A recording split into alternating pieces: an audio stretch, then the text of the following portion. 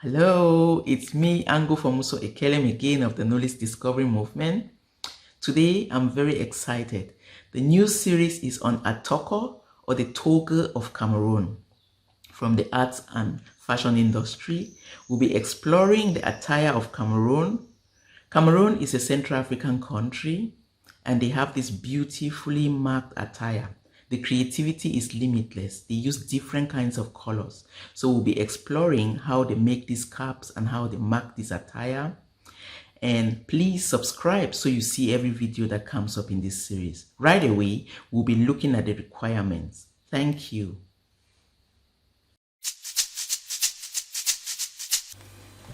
So, going on this exploratory journey with the Atoghu cap, or the Toga cap as they call it, let's just look at this palette of thread. These are the threads that I've been using so far. The 5 major colors are these colors here: the white, the yellow, the strong yellow that moves towards orange, the black is a very good entry point when starting the cap, or the red, then the green fits in. So as I said, this creative art or this attire knows no boundary. Sometimes I simply use only pink and white to make my cap. Sometimes I use blue and white, and sometimes I just use green and white. My most favorite combination I've been using so far is the white, black and red. So it knows no boundary. Just flex your muscles and try every color. Get as many thread combinations as possible, and then we'll be looking at color combination as time goes on. You will see even samples of these caps. So right now, the next thing we have to look at are the kneading needles. I've been using these 3 so far. These are my favorites. So you see, this is size 2. Size 2 doesn't show quite well. Yeah, this is size 2. This is size 1.5, and this is also size 2. Every country has a slightly different standard. If you look at these 3, they look kind of similar in size. So this is even size 1.5. In Cameroon, they use size 1. So looking at this is how size 1 will look like. It's really small because they even have smaller wool threads that they use to make the caps. But we'll stick onto this one because this is what you'll find in Europe and in USA.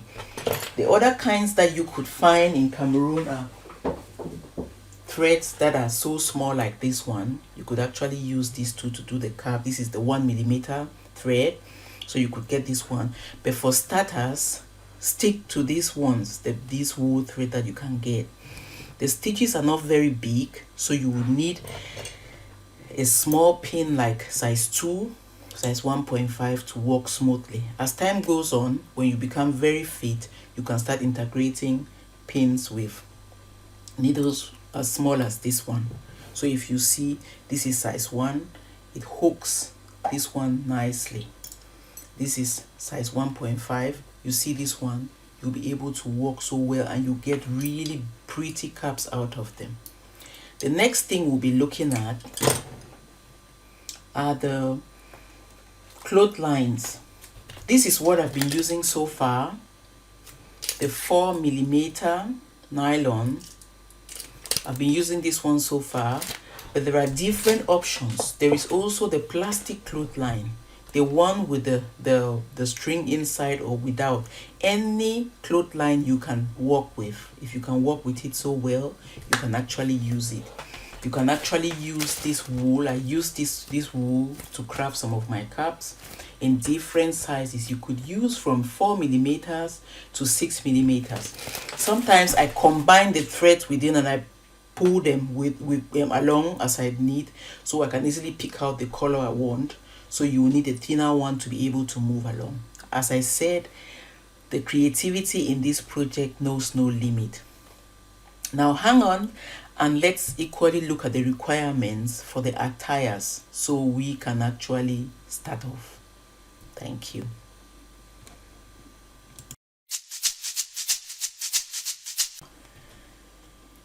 So looking at the fabric is the most important aspect when marking the attire.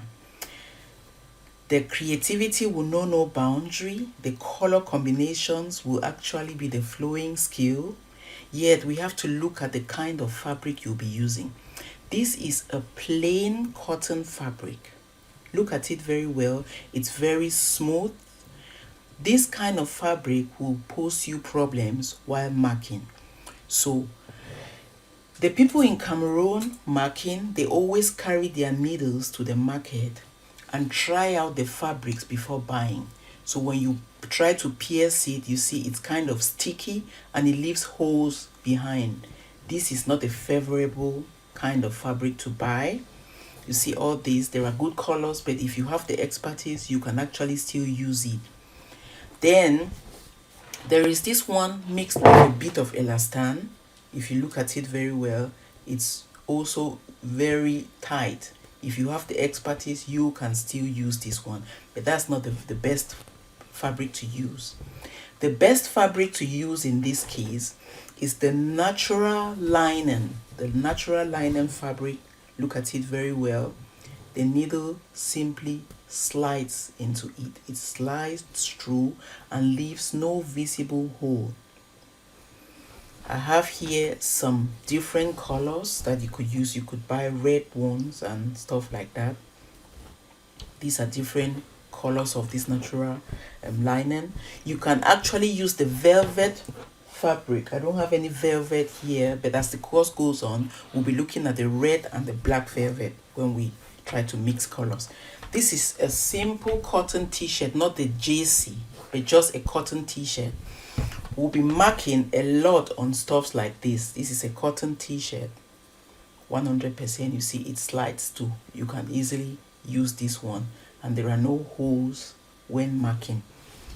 So that's it for the fabric. And there's one important aspect I want to tell you about fabric. If you are not very used to choosing out fabrics, there is a book that we can make. Mine will be coming out also very soon. This is a swatch book. This swatch book is a book that has pieces of fabric inside, labeled, and actually something is written about them. This is a natural linen. If you look at it, this is what I've been talking about. This is also the heavy linen. The heavy linen is relatively coarse with very rough yarn interwoven. Look at this one. So this is it. You could actually use any of these ones. This Holland linen is a bit processed. What we're talking about is the grayish, the kind of grayish linen. There are different forms of cotton wool you see. Depending on what you want to do, you can actually mark on so many different kinds of fabric. But look at this one. This is the wool tweed. It goes very well. You will not see lines. So if you find a black one for this one, you can mark on it. If you find a white one or a plain color one, you can use it. Even this. So a swatch book is also very good when you want to look for fabric. There is cotton, different kind. Oh, this is even silk. Right now in Cameroon, people even mark on silk. So they try different kinds of silk, and if it goes, they use it. This is cotton. Cotton is sometimes very confusing because look at this one. This is the brushed cotton, and you see you can mark with this one easily. There is the cotton domet. You can mark in it, but this one you can actually not put any thread inside the canvas. You cannot, the needle cannot go inside the cotton dog. So any cotton linen you will find, or the grayish cotton, grayish coat of the cotton, the very pure natural version, you can actually use it. Okay, the next aspect we'll be looking at are the needles. Most people think marking the Atoghu with those big prints, you will be needing some very big needles like this. No, we don't need any big needles. We need small needles. Let me get my ruler out. The needles look something like this.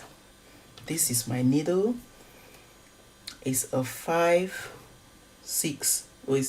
centimeter needle, and it's called the big eye needle.